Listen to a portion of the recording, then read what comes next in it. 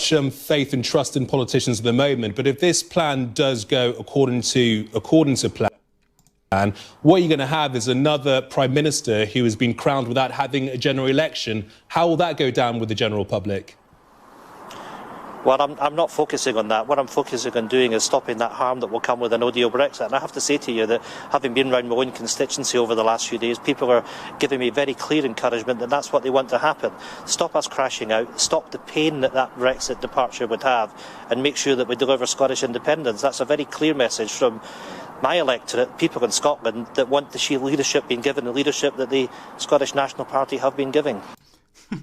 If it's true that Beta Blackford's constituents are really wanting to see no deal removed from the equation, and they also want to see an independence referendum, to which they were presumably assured would be brought about in due course, it just goes to show the contradictory policies and positions from Blackford on the SNP in all their glory. Blackford's made no secret of wanting to stop Brexit, and he, like the rest, know that instead of just outright reversing Article 50, the best course of action is to stop no deal. If successful, it will set the wheels in motion to their desired outcome, and if that came to be, then the mandate for a second independence referendum is no longer eligible to be acted upon, as that mandate said that if material changes, circumstances changed, or words to that effect, in regard to being dragged out of the European Union against our will. Now, why would a party who insists independence is the priority first and foremost, why are they trying to stop Brexit? Why aren't they focused on independence solely? Why is that an afterthought, time after time? Why didn't they just vote for Theresa May's deal, in truth? If you say that remaining in the EU is their number one top priority, then it would go without saying that if that was true, which it is, then if the UK had voted to remain in 2016, then we wouldn't be talking about independence. The only reason it is beginning to get a mention is because no-deal Brexit is supposedly looming. The idea of us having a right to determine our own future, it's fucking laughable coming from these twats. They'd have been fine with the UK determining our future if they'd voted to remain in 2016, and they'd be fine with them determining our future if a people's vote came to fruition, with Remain coming back as the majority. Spending 3 years near enough, banging on and on and on with this insufferable diatribe, this incessant whinging and moaning, and bragging about how progressive and inclusive you are. Globalist shills for the UN, occasionally mentioning independence whilst contradicting their talk of independence with their policies and positions in regards to trying to stop Brexit. You know, it's laughable when they try to pretend that they give a flying fuck about you or I. They're incapable of using their allocated media time to speak truthfully. Nearly every single subject is diluted with deception and or false talking points, such as 2014's vote, 55-45. But the 55 decided that EU membership was too integral to Scottish society. Thus, the referendum of 2014 went in favour of remaining in the UK. That's the narrative they want you to believe. That's the narrative they peddle on a regular basis. Bullshit. We never voted overwhelmingly to remain in the EU referendum for the reasons that you might think in the referendum of 2016 either. Sturgeon told her newly found surge of Indie Rev voters to vote Remain, as the premise for independence doesn't arise if Leave was to emerge. So, naturally, her surge in support that she'd managed to obtain did what she told them to. She leaves that bit out though.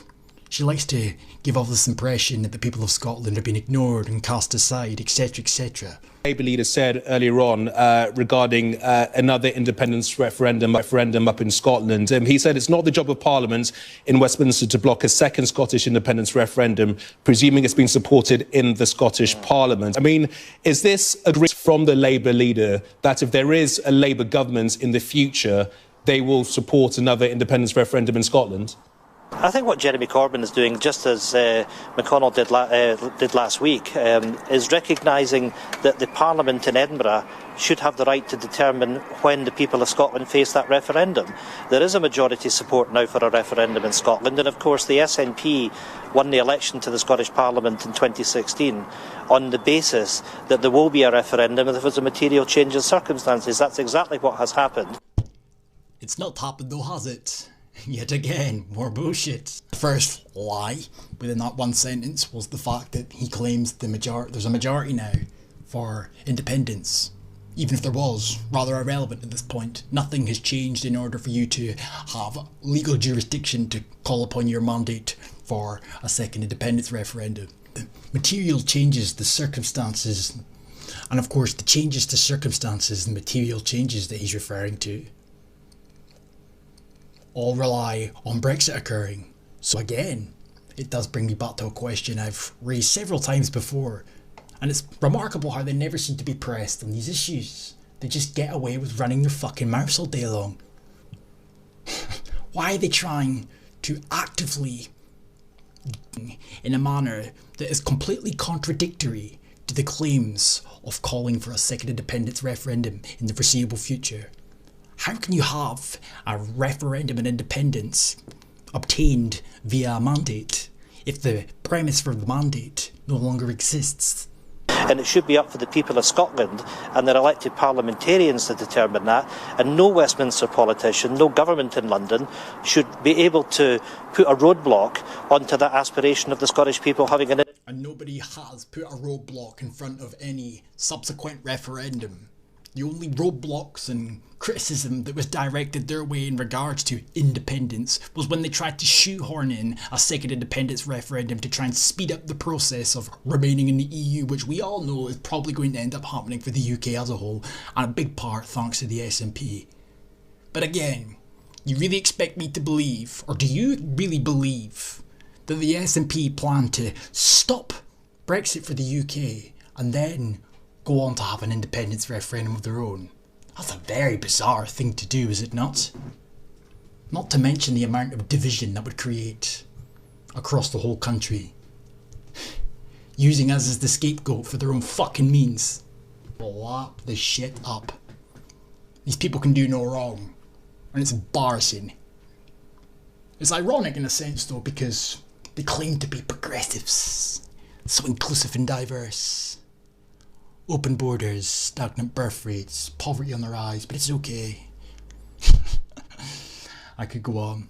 But they talk about nationalism, they talk about the far right, etc, etc. But it's that very same patriotism and nationalism that they will exploit from Scottish people for one last ditch effort to take us back into the EU so we can hand all of our sovereignty over to the Commission and then undertake our responsibilities. But hey, we'll be quote unquote independent.